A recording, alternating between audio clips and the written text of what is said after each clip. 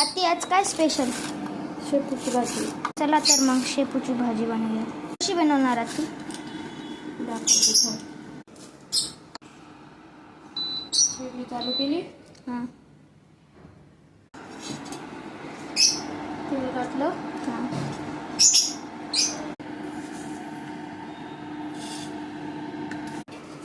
मिरची आणि लसूण वाटून घ्यायचा.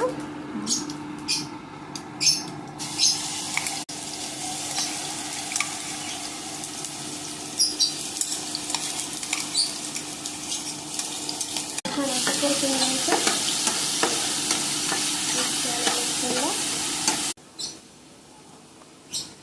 हळद फक्त एवढीशीच टाकायची, कारण बिना हळदीने बनवलं आहे म्हणून.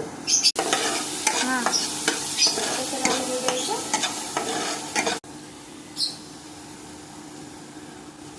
शेपूची भाजी टाकायची.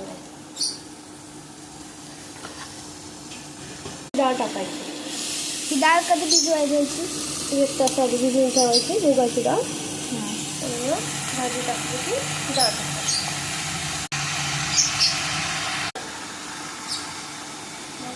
थोडीशी भाजी हे झाली ना, कमी झाली ना, हां मग मीठ टाकायचं बघून. भाजी तेवढी येते. आता लगेच टाकलं म्हणजे जास्त होतं. जेवढं पाहिजे तेवढं मीठ घालून आणि हिला ना तेल थोडं जास्त टाकायचं, म्हणजे भाजी सुकी सुकी होती. झाली ना, हां मग आता आपण मीठ घालू शकतो. हां